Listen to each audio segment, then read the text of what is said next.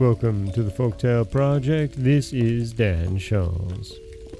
This week we're going to start off with a tale that once again tells of the heroic defiance of one knight against his enemies. This is the Last Knight of Altenahr. Only a few moldering ruins now show where one of the proudest strongholds of the Rhine country, Castle Altenahr, once stood. A legend relates the mournful story of the last of the race which had lived there for centuries. This man was a very stubborn knight, and he would not bow down or even acknowledge the all-powerful bishop, whom His Majesty the Emperor had sent into the Rhine country as a protector of the church. Unfortunately, the bishop was also of a proud and unyielding character, and he nursed resentment in his heart against the spurner of his authority.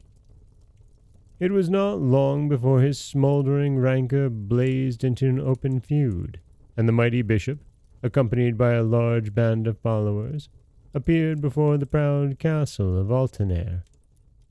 A ring of iron was formed round the offending vassal's hold, but its owner was not disturbed by this formidable array, and only laughed sneeringly at the besiegers' useless trouble, knowing well that they would never be able to storm his rocky stronghold. The warlike priest saw many of his little army bleeding to death in vain. He was very wrathful, but nevertheless undismayed.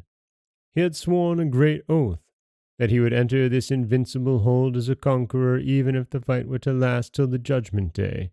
The Lord of Altenahr had sworn a similar oath, and these two powerful foes were well matched. Thus the siege continued for some months. The besiegers' anger grew hotter, for every attack cost him the lives of numbers of his followers, and all his efforts seemed useless. Already there was an outburst of discontent in his camp. Many servants and vassals deserted from such a dangerous venture. Revolt and disobedience seemed on one occasion to threaten a complete dissolution of the besieging army, as a desperate attack had again been repulsed by the hidden inhabitants of the fort.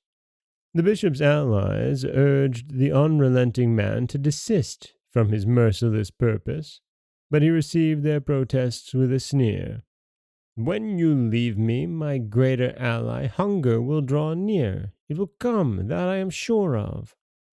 Then followed an uproar of confused voices. Mutinous troopers, now become bold by the wine they had taken, fell to brawling with their leader, and the bishop's grim smile died away.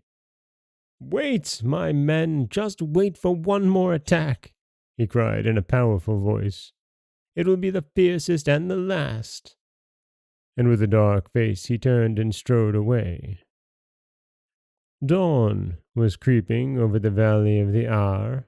There was a great stir in the camp on the side of the mountain, and up above, in the castle of Altenahr, silence reigned round hazy pinnacles. Suddenly, a flourish of trumpets was heard, and the drawbridge having been let down, the lord of the castle galloped forth on a milk-white charger, his tall figure towering over the animal, the feather of his helmet waving above his grey hair, and the first rays of the rising sun irradiating his steel armor. Holding his steed with a firm grip, he raised his right hand to the shouting besiegers, signifying that he wished to speak. His voice sounded far and wide. "See here the last man and the last charger of all those who lived in my tower.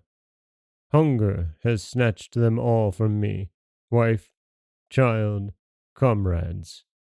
They all preferred death to slavery. I follow them, unvanquished and free to the last." The noble animal reared up at the spur of its rider. A great spring followed by a thundering crash. Then the Ahr closed her foaming waters over man and steed. A shudder seized those who were looking on.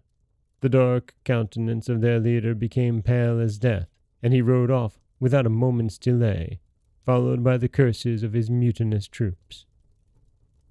Since that time, the castle of Altenahr has remained deserted. No one dared to enter the chambers hallowed by the memory of this heroic defense. Thus it was avoided by mankind, till time gnawed at its walls and destroyed its battlements.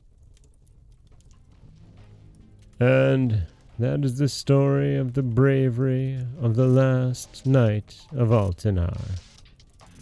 This is Dan Scholz of the Folktale Project. Don't forget that you can subscribe to the podcast on Apple Podcasts, Stitcher, Google Play, Overcast, anywhere you like to get your podcasts.